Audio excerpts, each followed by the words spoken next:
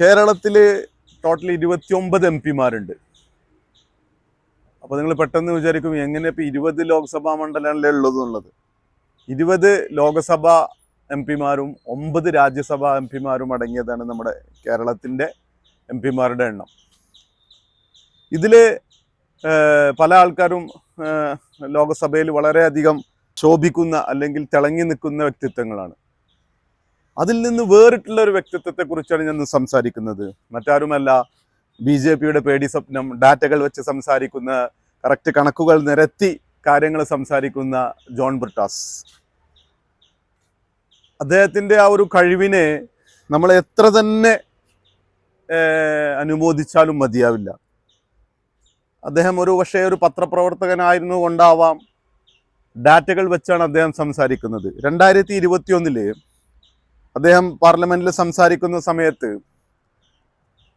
അന്ന് എനിക്ക് തോന്നുന്നത് നമ്മുടെ സ്പീക്കർ വെങ്കയ്യ നായിഡു ആണെന്നാണ് എൻ്റെ പരിമിതമായ അറിവ് വെച്ചിട്ട്. അതിൽ അദ്ദേഹം അന്ന് പറഞ്ഞു, സുപ്രീം കോടതിയിൽ 71% ഉയർന്ന ജാതിക്കാരാണ്. SC ST അതിൽ 8% മാത്രമേ ഉള്ളൂ. OBC ആണെങ്കിൽ 0%. ടോട്ടൽ ജഡ്ജിമാരിൽ 40% ബ്രാഹ്മണൻസ് ആണ്. അവർ ജനസംഖ്യയുടെ 5% മാത്രമേ ഉള്ളൂ. അന്ന് മറ്റേ ബഹുമാനപ്പെട്ട സ്പീക്കർ അദ്ദേഹത്തെ അഭിനന്ദിച്ചു. അങ്ങനെ ഡാറ്റകൾ വെച്ചിട്ടാണ് അദ്ദേഹം സംസാരിക്കുന്നത്. ഏറ്റവും നല്ല parliamentarian. So this government has been consistently insulting my friend Suresh Gopi. He promised Ordinary Institute of Medical Science.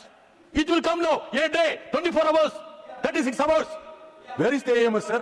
22 Ordinary Institute of AMS have been granted in different states, in some states too. BJP-യുടെ പേടി സ്വപ്നം. Pleaded with the government, please honor my friend Suresh Gopi. He was humiliated again and again. My friend is being humiliated.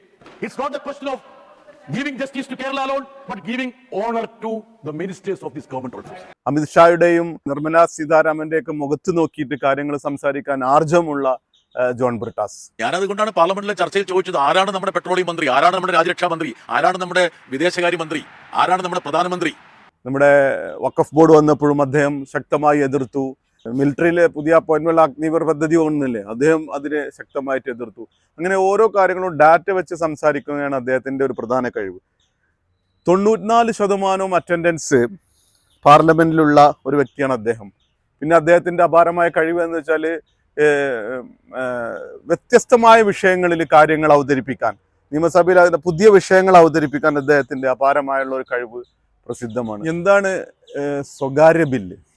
സ്വകാര്യ bill എന്ന് പറഞ്ഞു കഴിഞ്ഞാൽ ഒരു നിയമമാകാൻ, അതായത് ഒരു പുതിയ നിയമം കൊണ്ടുവരാൻ ആഗ്രഹിക്കുന്ന വിഷയങ്ങളുണ്ടല്ലോ, അത് പാർലമെന്റിൽ അവതരിപ്പിക്കുന്ന അതിനാണ് ഈ സ്വകാര്യ ബില്ല് എന്ന് പറയുന്നത്. ജോൺ ബ്രിട്ടാസ് 18 വിഷയങ്ങൾ അല്ലെങ്കിൽ 18 എണ്ണം സഭയിൽ അങ്ങനെ അവതരിപ്പിച്ചിട്ടുണ്ട്. ശരാശരി 6.6 മാത്രമാണ് മറ്റുള്ളവരൊക്കെ നമ്മുടെ പാർലമെന്റിൽ ഈ വിഷയങ്ങൾ അവതരിപ്പിച്ചിരിക്കുന്നത്. അദ്ദേഹത്തിൻ്റെ വേറൊരു നമ്മളൊരു പാർലമെന്റിലെ പെർഫോമൻസ് അല്ലെങ്കിൽ എങ്ങനെയാണ് അത് കാൽക്കുലേറ്റ് ചെയ്യണമെന്ന് വെച്ചാൽ, MP-മാരുടെ പെർഫോമൻസ് കാൽക്കുലേറ്റ് ചെയ്യുന്നത് ഒന്ന് സഭയിലെ ഹാജര്, എത്ര ശതമാനം സഭയിൽ ഹാജരുണ്ടോ എന്നുള്ളത് നോക്കിയിട്ടാണ് അത് ഒന്ന് ചെയ്യുന്നത്. പിന്നെ രണ്ടാമത് അവർ അവതരിപ്പിക്കുന്ന വിഷയം, ചോദ്യം ചോദിക്കുന്ന ചോദ്യങ്ങളുടെ എണ്ണം ഉണ്ടല്ലോ, ആ ചോദ്യങ്ങളുടെ എണ്ണം, പിന്നെ ചർച്ചകളിലെ പങ്കാളിത്തം. ഇങ്ങനെ 3 സംഭവങ്ങൾ ചേർന്നിട്ടാണ് ഒരു പാർലമെന്റിലെ പെർഫോമൻസ് വാച്ച് ചെയ്യുന്നത്. അത് അദ്ദേഹം വളരെ ഭംഗിയായിട്ട് ചെയ്യുന്ന ഒരാളാണ് ജോൺ ബ്രിട്ടാസ്.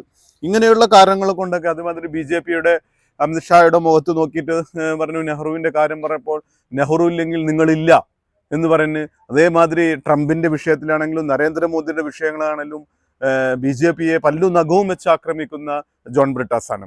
അദ്ദേഹം ചോദിച്ചു, നമ്മുടെ പാർലമെന്റിനെക്കാട്ടും വലുതാണോ ഇലോൺ മസ്കിന്റെ എക്സ് എന്നുള്ളത്? കാരണം ട്രംപും മോദിയും തമ്മിലുള്ള ചർച്ച പാർലമെന്റ് അറിയുന്നതിന് മുമ്പേ ഇലോൺ മസ്കിന്റെ എക്സിൽ വന്നു. ഈ അമേരിക്കയിൽ നിന്ന് വരുന്ന പ്രസ്താവനകളും ആ പ്രസ്താവനകളെ സ്ഥിരീകരിച്ചുകൊണ്ടുള്ള സംഭവവാസങ്ങളും കാണുമ്പോൾ സ്വാഭാവികമായിട്ടും ഇന്ത്യയുടെ പരമാധികാരം അമേരിക്കയ്ക്ക് അടിയറ വെച്ചു എന്ന് വേണം മനസ്സിലാക്കാൻ വേണ്ടി. അമേരിക്ക പറഞ്ഞിട്ടുള്ള എല്ലാ കാര്യങ്ങളും പിന്നീട് ശരിയായി എന്ന് നമ്മൾ ചരിത്രം നമുക്ക് പറഞ്ഞു തരുന്നുണ്ട്. ഇറാനിൽ നിന്ന് നമ്മൾ എണ്ണ ഇറക്കുമതി ചെയ്തുകൊണ്ടിരുന്നു 30% അമേരിക്ക പറഞ്ഞു ഇറക്കുമതി ചെയ്യാൻ പാടില്ല എന്ന് പറഞ്ഞു, നമ്മൾ ആ ഇറക്കുമതി അവസാനിപ്പിച്ചു. 6 വർഷം മുമ്പ് വരെ വെനിസ്വലയിൽ നിന്ന് നമ്മൾ എണ്ണ ഇറക്കുമതി ചെയ്തു, അമേരിക്ക പറഞ്ഞു എണ്ണ ഇറക്കുമതി ചെയ്യാൻ പാടില്ല എന്ന് പറഞ്ഞു, നമ്മൾ ഇറക്കുമതി ഇല്ലാതാക്കി. നമ്മൾ അന്താരാഷ്ട്ര കാര്യങ്ങളിൽ മൗനം പാലിക്കണമെന്ന് അമേരിക്ക പറഞ്ഞു. നമ്മൾ പലസ്തീൻ വിഷയം, ഇറാൻ വിഷയം, അതുപോലെ തന്നെ ഗ്രീൻലാൻഡ് വിഷയം, ഈ വിഷയങ്ങളിലൊക്കെ നമ്മൾ മൗനം പാലിച്ചു. ചുരുക്കത്തിൽ ഇന്ത്യയുടെ ചരിത്രത്തിൽ ആദ്യമായിട്ട് ഇതുപോലെ അമേരിക്കയ്ക്ക് കീഴടങ്ങുന്ന ഒരു സംവിധാനവും വന്നിട്ടില്ല എന്ന് വേണം നമുക്ക് മനസ്സിലാക്കാൻ വേണ്ടി. ഇത്ര നഗ്നമായ രീതിയിൽ അമേരിക്കൻ താല്പര്യങ്ങൾക്ക് ഇന്ത്യയെ ഒറ്റുകൊടുത്ത ഒരു സർക്കാർ എന്നുള്ള ഒരു സവിശേഷതയായിരിക്കും മോഡി സർക്കാരിനെ ചൂട് നിൽക്കാൻ പോകുന്നത്. പരസ്യമായി പാർലമെന്റിൽ ചോദ്യം ചെയ്തു. അങ്ങനെ ഓരോരോ വിഷയങ്ങളിലും BJPയുടെ വിഷയം എന്ന് വെച്ചാൽ ഇത്ര ഡാറ്റ ഡ്രിവൺ, കറക്റ്റ് ഡാറ്റകൾ വെച്ച് സംസാരിക്കുന്ന വ്യക്തിത്വമാണ് നമ്മുടെ ജോൺ ബ്രിട്ടാസ്.